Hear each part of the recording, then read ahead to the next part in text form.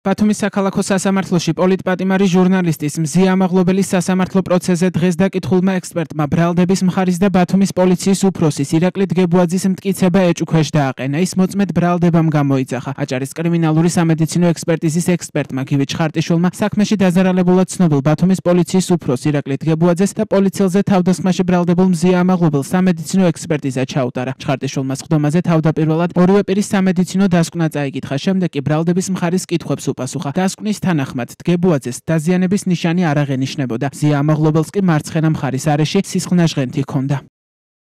2025 წლის 12 იანვარს მოქალაქე ირაკლი დგებუაძე ჩემს წინაშე წარმოდგენილი პირადად ექსპერტიზა დაიწყო აღნიშნულ დღეს 14 საათსა და 24 წუთზე. ჩატარდა აღნიშნული პიროვნების სხეულის გარეგული დათვალიერება ვიზუალურად.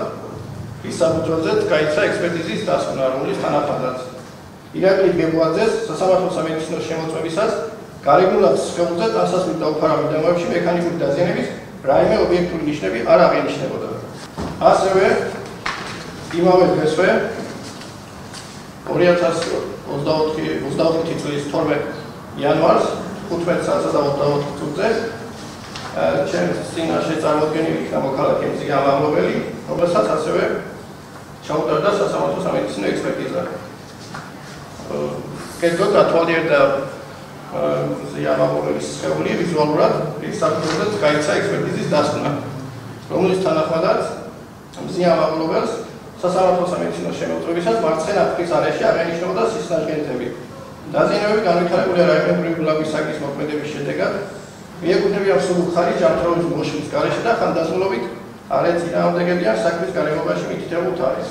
დასკვნის მოსმენის შემდეგ პროკურორი დაინტერესდა ჰქონდა თუ არა დგებუაძეს ლოყა გაწითლებული, რაზეც ექსპერტმა უპასუხა, რომ დგებუაძის ლოყაზე სიწითლე არ შეუნიშნავს, თუმცა ასეთი შემთხვევაში მას სამედიცინო დასკვნაში მაინც არ შეიტანდა, რადგან სიწითლე დაზიანების ობიექტური ნიშანი არ არის. ვიზუალურად როგორ იყო ეს როგორი იყო ეს ხმეთა?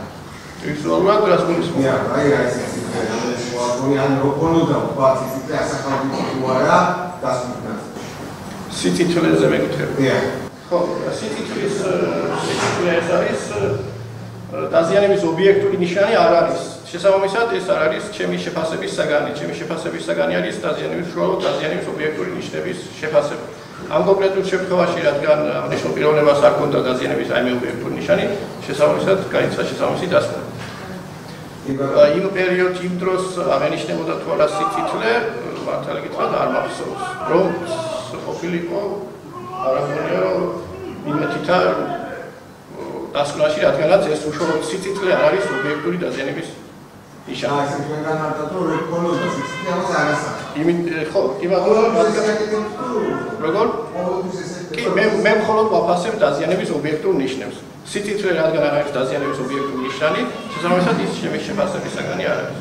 მზია ამაღლობელს ირაკლი დგებუაძისთვის სახეში სილის გაწვნის გამო 4-დან 7 წლამდე ვადით პატიმრობა ემუქრება. 9 მაისს გამართულ პროცესზე მოწმის სტატუსით მისული დგებუაძე ირწმუნებოდა, რომ მან დარტყმის შედეგად ტკივილი განიცადა. მისი გაწითლებული ლოყა კი თანამშრომლებმა შენიშნეს. მიუხედავად ექსპერტის პასუხისა, რომ სიწითლე დაზიანების ობიექტური ნიშანი არ იყო, დღევანდელ სხდომაზე ბრალდების მხარემ გაწითლებული ლოყის შესახებ კითხვა მეორედაც დასვა.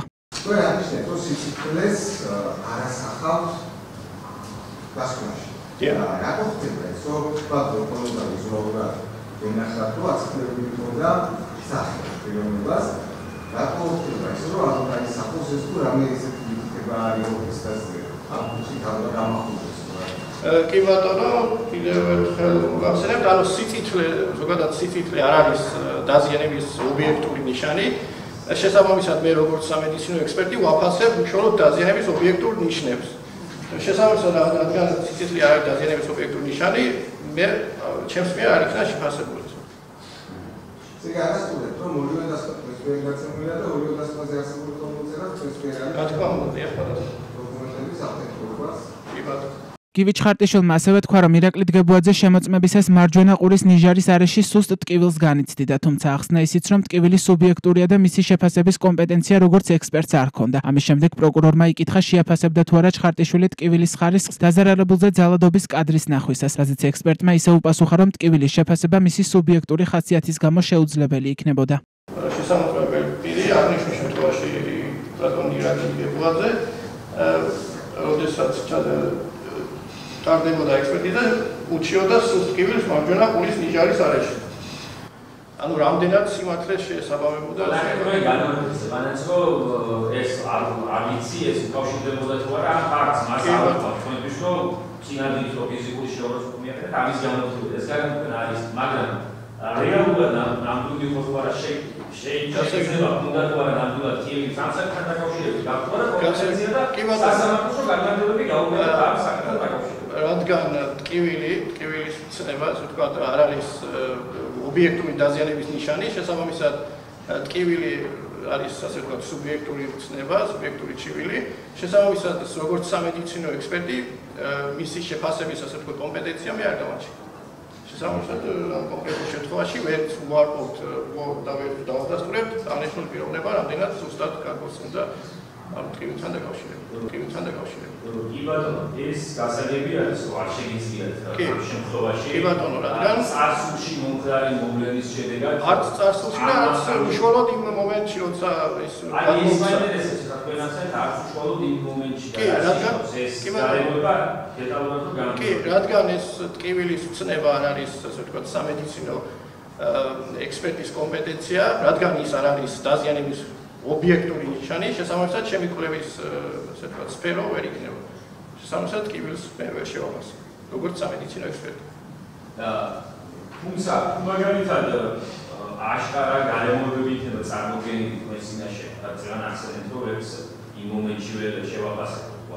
აი უშუალოდ ყველო გახდეთ მაგალითად ძალადობის თვითმხილველი, ან უშუალოდ აშკარა კადრები ნახოთ ძალიან მაგალი ხარისხით და დაზიანებები იყოს ფაქტური მაგალითად. ამ შემთხვევაში თუ შეგიძლიათ ამ გარემოების შესაძლებლობა. არ შემიძლია უშუალოდ ტკივილის შეფასება მე არ შემიძლია, რადგანაც ეს არის კიდევ ერთხელ ვამბობ, სუბიექტური ცნება, ემოციური ასე ვთქვათ ცნება, რომლის შეფასება ცდება სასამართლო ექსპერტის კომპეტენციაზე. სასამართლო სამედიცინო ექსპერტის გამოკითხვის შემდეგ მხარეებმა მტკიცებულებები გამოიკვლიეს. დღევანდელ პროცესზე პროკურატურამ დასაკითხ მოწმეთა სია შეამცირა, მათ შორის იყო პოლიციელი ვლადიმერ ჩიტაია. ჩიტაიამ 15 თებერვალს დაწერა პატაკი, რომლის მიხედვით ამაღლობელი 11 იანვარს პოლიციელზე თავდასხმას სხვებთან კომუნიკაციის წინასწარ გეგმავდა. პატაკი მედია მენეჯერის საქმეს 4 მარტს დაერთო. ადვოკატ მაიამ წარიაშვილის შეფასებით მოწმეების ჩახსნით პროკურატურა ცხოვრებას იმარტივებს. ბრალდების მხარის პოზიციით კი საქმეზე სხვა პოლიციელებმა ფაქტობრივი გარემოებები უკვე დაადასტურეს და ისინი მართლმსაჯულების სწრაფ განხორციელებას უწყობენ ხელს. დაიღალა ამათი ჩვენებების თანხმე ეთქვა არ ეთქვა ერთ-ერთს მეორეს და რა თქმა უნდა დაიღალა იმით რომ ეს მოწმეები არიან სულ ნიღბიანები და დაიღალა ჩვენი კითხვებით რომ აი შენ რო ხარ ამ ნიღბის ქვეშ იცი გაიჯეროთ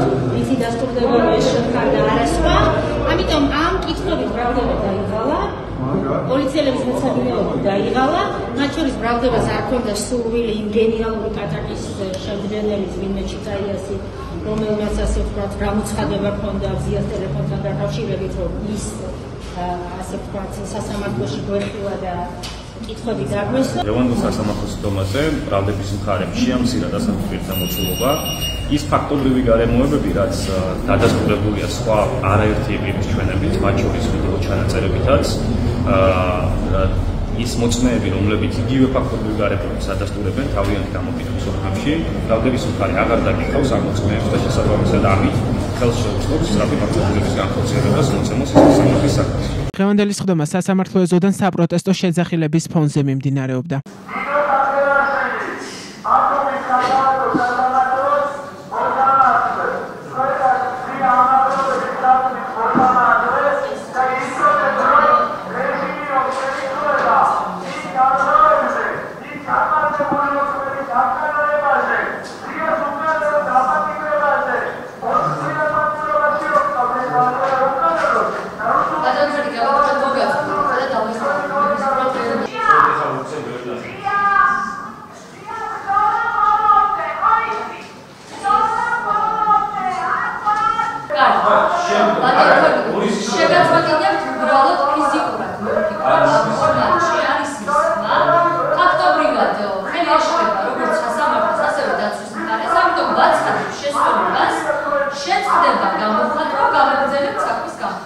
მედია მენეჯერის დღევანდელ სასამართლო პროცესს გერმანიის ელჩი საქართველოში პიტერ ფიშერი, შვედეთის ელჩი საქართველოში ანა ლიბერგი და ესტონეთის ელჩი მარგე მარდისალუ კაჰარი დაესწრნენ. მზიამაღლობელი საქმის არსებით განხილვაზე ასევე იმყოფება ავსტრიელი ევროპარლამენტარი ლენა შილინგი, რომელიც მზიამაღლობელის პროცესზე დასასწრებად საქართველოში საგანგებოდ ჩამოვიდა.